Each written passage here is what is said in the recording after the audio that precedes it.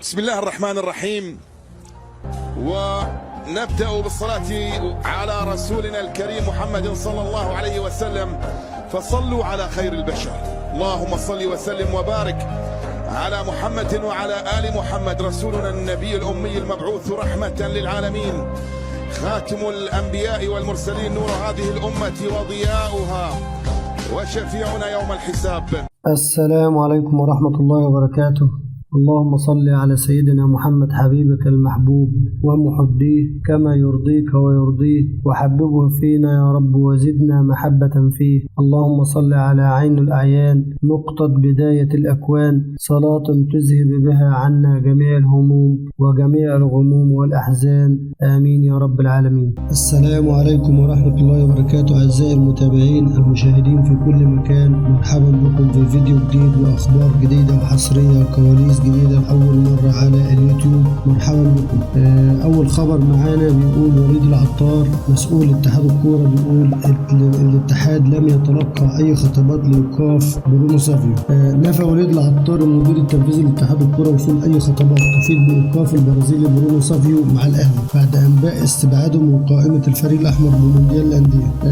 وليد العطار قال لم يصلنا أي خطاب بإيقاف سافيو ولم يتواصل معنا أحد ولم نتلقى اختارات أو خطابات تتعلق بهذا الأمر. ورد العطار بيقول ادعاءات التقارير الإعلامية اللي قامت بأن اللي قالت إن الاتحاد المصري لكرة القدم برئاسة جمال علام تلقى في الساعات الماضية خطاب رسمي من جانب لجنة الانضباط بالاتحاد البوليفي بخصوص البرازيلي برونو سافيو لاعب الأهلي بشأن وقعة اعتداء على حكم في إحدى المباريات بالدوري البوليفي. جاء هذا الرد منافيا للادعاءات بأن لجنة الانضباط بالاتحاد البوليفي طلبت من اتحاد الكورة بشكل رسمي التواصل مع الأهلي من أجل رد اللاعب للدفاع عن نفسه في وقعات الاعتداء على الحكم، لا سيما أن العقوبة ستصدر ضده خلال الأيام القادمة. طبعا وليد العطار بينفي إن فيه خطاب جه لاتحاد الكورة بوقف برونو سافيو عن مباريات كأس العالم للأندية اللي هتقام في المغرب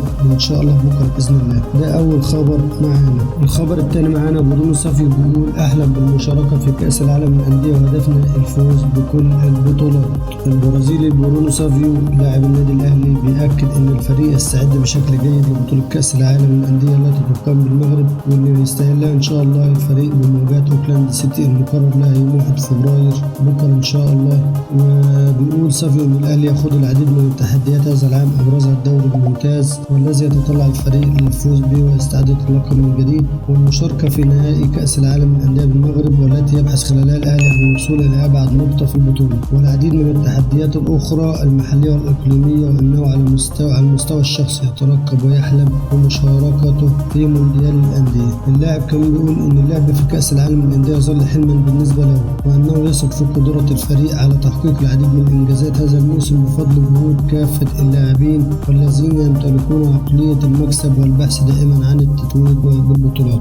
وقال برونو سافيو كمان على أن اللعب في نادي بحجم وقيمة الأهلي يتطلب الكثير من الجهد والعمل، وأنه يدرك تماما قيمة اللعب للنادي الأكثر تتويجا بالبطولات على الصعيدين المحلي والقاري والمتوج بثلاث ميداليات برونزية في كأس العالم للأندية واللي بيحظى دائما بالدعم الجماهيري الكبير سواء داخل أو خارج مصر. وتطرق حديث سافيو إلى الحديث عن انطلاق الأهلي في الموسم قائلا شيء رائع أننا نحقق الانتصارات منذ بداية الموسم وهو أمر في غاية الأهمية لكسب الثقة، وعلينا أن نكون مستعدين للتحديات المقبلة سواء المحلية أو القارية أو العالمية ونستمر في التدريب ونفكر في التطور والبحث دائما عن الفوز. حسين الشحات بيقول أحلم بذهبية المونديال مع الأهلي والفوز على أوكلاند سيتي شغلنا الشاغل. أعرب حسين الشحات لاعب النادي الأهلي عن سعادته الكبيرة بالمشاركة مع فريقه في كأس العالم للأندية المرة الثالثة على التوالي، متمنيا تحقيق إنجاز جديد مع النادي بحسب يحصل له مع زملائه لإسعاد الجماهير الداعمة للفريق في كل خطوة. وأضاف الشحات قائلا الشرف لي أنني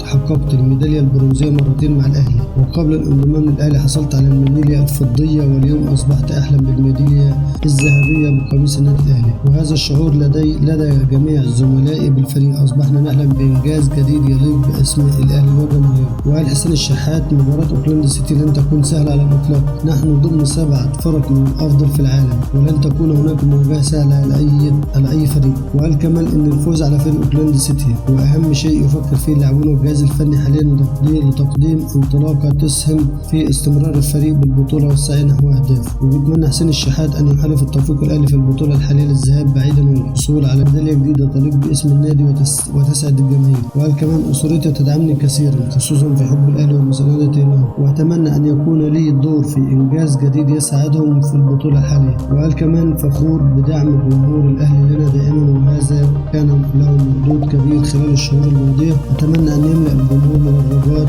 مساء الأربعاء في المغرب، ونعدهم ببذل كل ما في وسعنا لإسعادهم. ده الخبر الثالث.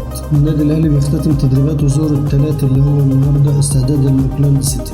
الفريق خد تدريبات على ملاعب المغرب، واختتم التدريبات في تمام الساعة 12 ظهرا على ملعب سانيه الرمل باستاد تطوان بالمغرب، وذلك في إطار استعداد لمواجهة فريق أوكلاند سيتي النيوزيلندي. وتسببت الأمطار الغزيرة والسلوك اليوم الاثنين في إنهاء مارسيل كولر المدير الفني المران الأساسي للفريق مبكرا، حيث هطلت الأمطار بشدة خلال تدريبات الفريق اليوم على ملعب سانيه الرمل باستاد تطوان بالمغرب. وقلص المدير الفني فقرات المران الجماعي للفريق، وذلك حرصا على سلامة اللاعبين وخوفا من تعرضهم لنزلات البرد الشديدة. ويستكمل اللاعبين جانبا من الفقرات التدريبية داخل غرف الملابس والجيم الملحق بملعب المباراة. وعقد كولر صباح اليوم محاضرة فنية بالفيديو مع اللاعبين في مقر إقامة بعثة الأهلي في مدينة تطوان، وحرص كولر على عرض مزيد من الفيديوهات لفريق أوكلاند سيتي. وتحدث الجهاز الفني مع لاعبيه حول نقاط القوة والضعف في الفريق المنافس، وذلك في إطار الاستعدادات وتجهيز اللاعبين للمباراة المرتقبة بين الفريقين والدور الأول لمنافسات كأس العالم. كولر بيستبعد 5 لاعبين من قائمة الفريق اللي هتخوض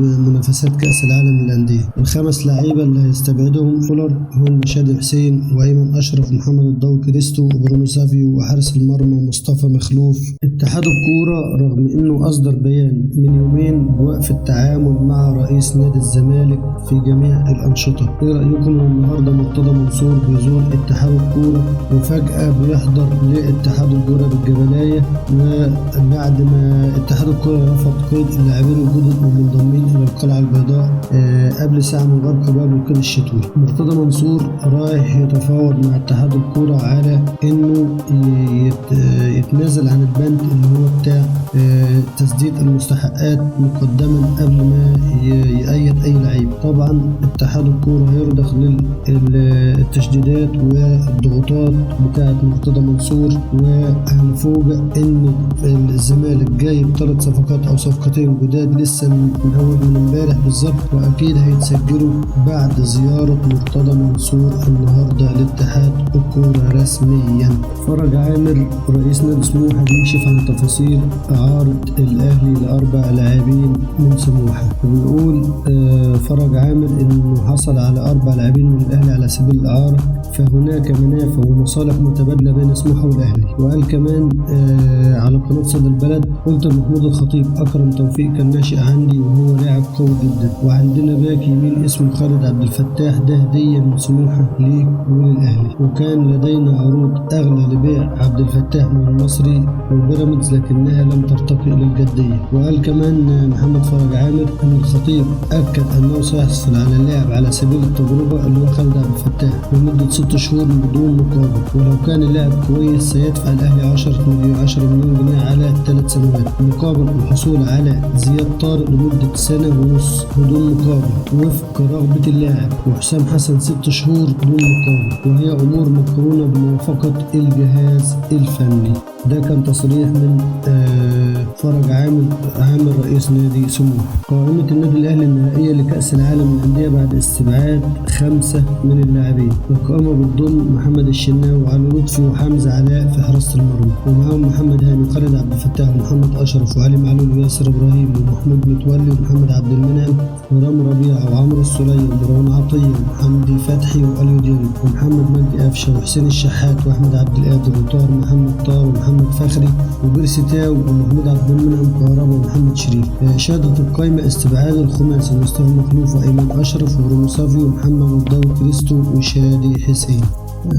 بمشاركة النادي الأهلي 9 إنجازات. الأهلي بيبحث عن نهائي كأس العالم في المغرب. الأهلي حقق 9 إنجازات بمشاركته في كأس العالم. الأهلي أكتر من حصد ميداليات برونزية في تاريخ كأس العالم برصيد 3 ميداليات، متفوق على مونتير المكسيكي بفارق ميدالية واحدة. الأهلي أكتر من خاض مباريات في كأس العالم للأندية ب 18 مواجهة، متفوقا على أوكلاند سيتي نيوزيلندي بفارق 3 لقاءات. الأهلي أكتر نادي عربي وأفريقي حقق انتصارات في المونديال برصيد 6 فوز، كما أنه الثالث أكتر من فريق حقق انتصارات بعد برشلونة 7 انتصارات وريال مدريد 9 انتصارات. الأهلي أكتر نادي عربي وأفريقي تأهل لكأس العالم للأندية برصيد 8 مشاركات.